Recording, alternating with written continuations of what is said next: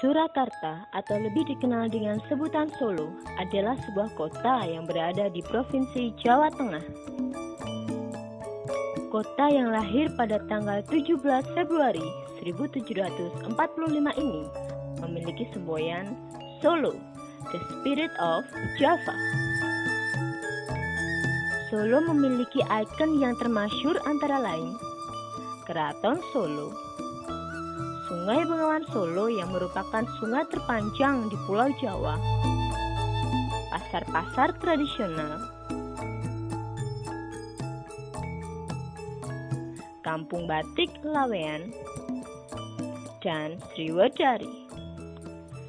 Sriwedari adalah sebuah kompleks taman yang berada di Jalan Slamet Riyadi, tepatnya di Kecamatan Lawean, Surakarta.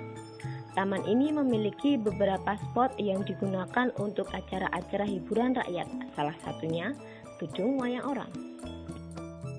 Gedung yang terletak di sisi selatan dalam kompleks Taman Sriwedari ini dikenal karena digunakan sebagai tempat pementasan wayang yang diperankan langsung oleh manusia.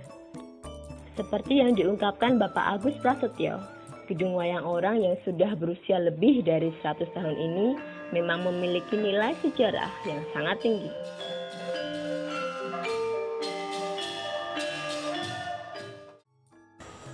Sriwedari sendiri sebagai sebuah panggung pertunjukan wayang orang itu mempunyai sejarah yang panjang.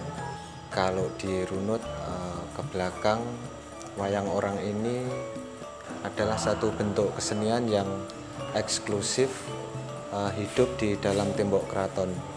Jadi wayang orang dengan format pertunjukan pendapan. Namun pada kemudian hari masa pemerintahan Mangkunegoro ke-6 waktu itu Mangkunegaran mengalami krisis ekonomi sehingga pada waktu itu Mangkunegoro ke-6 melakukan pemberhentian. Jadi pemberhentian banyak sekali abdi dalam wayang orang. Yang kemudian abdi dalam ini mereka membuat pertunjukan-pertunjukan di kampung-kampung. Hal ini dilihat oleh seorang keturunan Tionghoa namanya Gan Kam. Beliau melihat bahwa hal ini mungkin bisa menjadi sebuah peluang bisnis sekaligus juga untuk melestarikan kelangsungan wayang orang itu sendiri. Nah, kemudian merekrut para abdi dalam dari Mangkunegaran ini yang sudah diberhentikan itu, yang kemudian pertunjukannya menggunakan bentuk panggung prosenium seperti yang sampai sekarang kita pertahankan.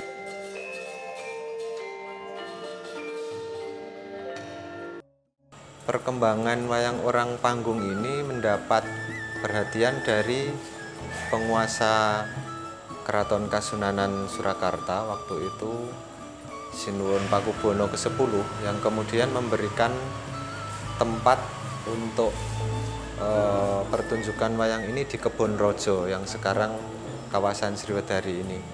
Kemudian hari wayang orang panggung ini menjadi satu pertunjukan yang sangat-sangat digemari masyarakat luas, mengalami masa keemasan antara sekitar tahun 50-an sampai dengan tahun-tahun 70-an. Beliau adalah Ibu Suratmi, salah satu dari 8 seniman Sriwedari lain yang pertama diangkat menjadi pegawai negeri. Sosok yang dahulu sering memerankan Janaka ini merupakan saksi masa keemasan wayang orang Sriwedari. Kalau di luar-luarnya itu ya sepi, kalau sekarang kan sudah padang ya Mbak, kalau dulu belum seperti ini padangnya. Tapi penontonnya wah berudak. Dulu kan masih kawat itu ya, sama gandulan kawat itu penonton yang di luar itu pasti kebak. Dan zaman dulu itu ada penggemar-penggemar yang anu ya Mbak, kalau mau melihat itu sekeluarga itu hari malam minggu itu ya, itu kadang-kadang utusan dulu ke rumah-rumah, ke sini ke Pak Rusman tanya nanti masuk apa enggak gitu. Kalau enggak masuk ya enggak jadi melihat gitu. Rame Mbak.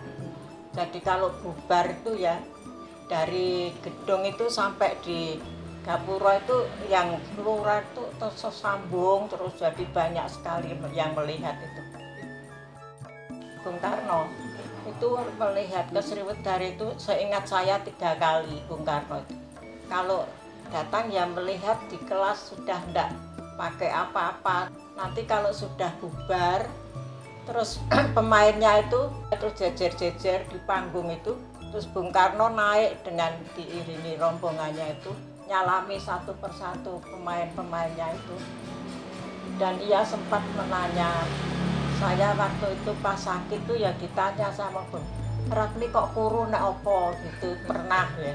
Meski gaji sebelum menjadi pegawai negeri belum begitu besar, beliau tetap merasa senang.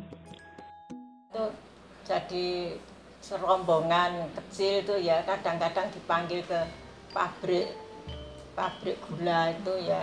Itu waktu baru motong tebu itu sana sudah bancaan ngundang, terus nanti mulai giling ya, terus nanti habis giling gitu.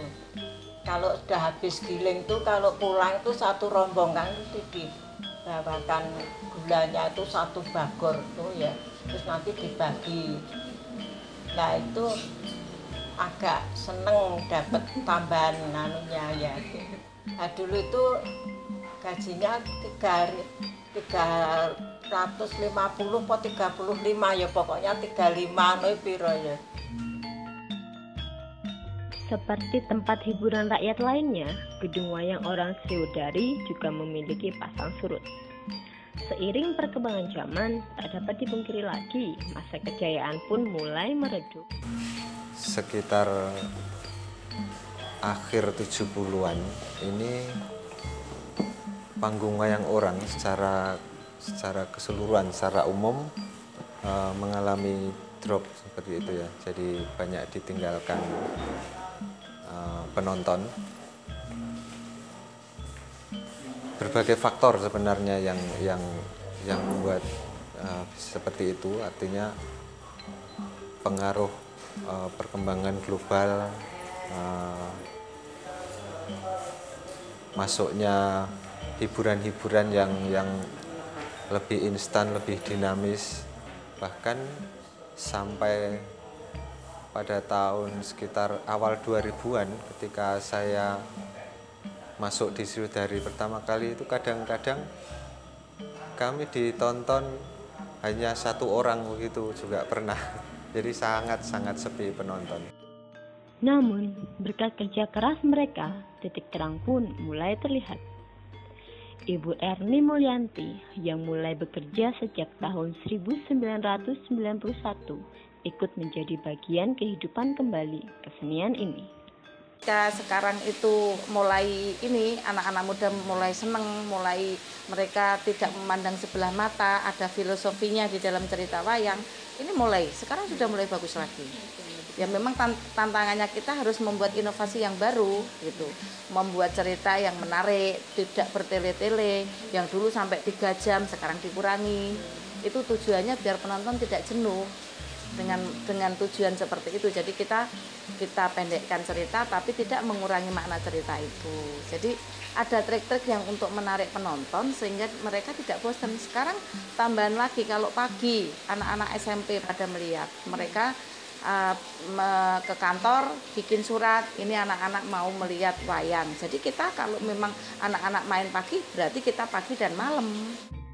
Karena harus menyajikan pementasan setiap hari, para pemain wayang orang Sriwedari dilatih untuk peka terhadap karakter wayang meskipun tanpa latihan terlebih dahulu sebelum pentas.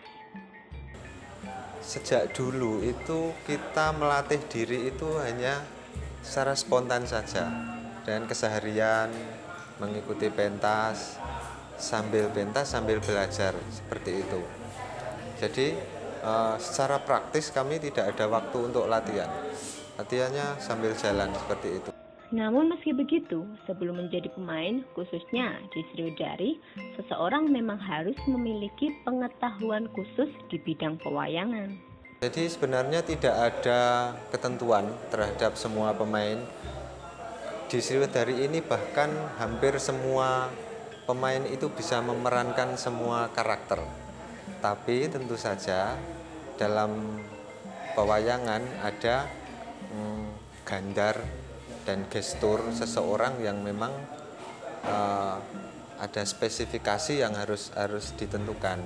Kalau misalnya orangnya lembut, kemudian gandarnya sedang dan pantas menjadi Arjuna, tentu saja dia akan banyak memerankan tokoh-tokoh Arjuna Bambangan.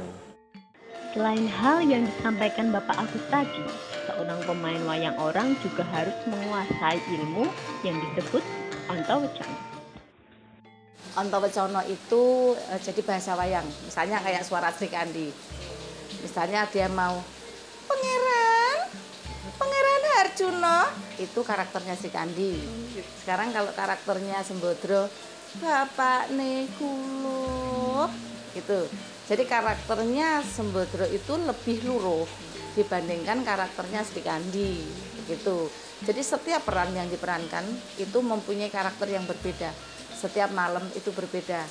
Dari geliat hidup kembalinya gedung wayang orang Sriwedari, muncullah satu kabar yang tidak sedap tentang eksekusi seluruh lahan Sriwedari.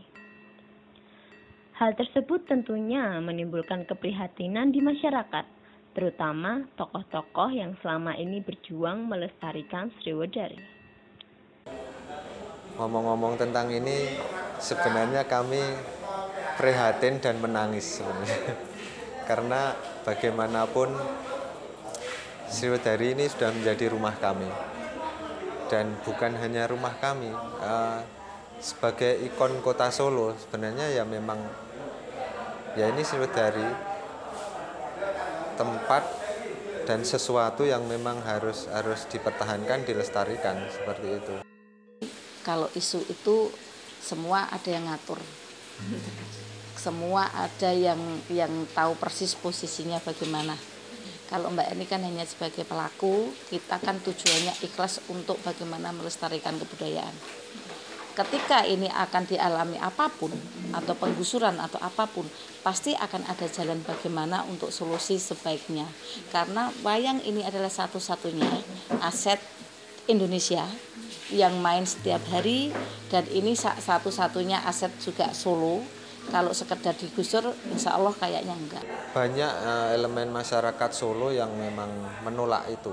Kalau sampai dieksekusi, kemudian kepemilikannya semuanya kembali ke ahli waris, terutama pada gedung-gedung yang mempunyai nilai cagar budaya. Kalau di kawasan ini kan wayang orang Sriwedari dan Museum Radia Pustaka.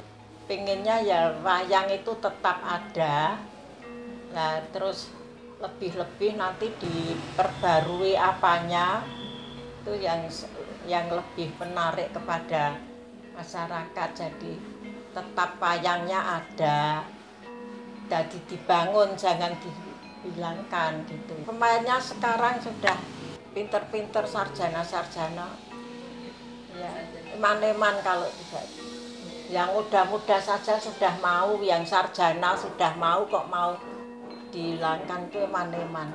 Hanya memang kami berharap apapun statusnya yang terjadi, mudah-mudahan tetap ada komitmen dari Pemkot Solo sendiri maupun masyarakat Solo untuk mempertahankan Sriwedari.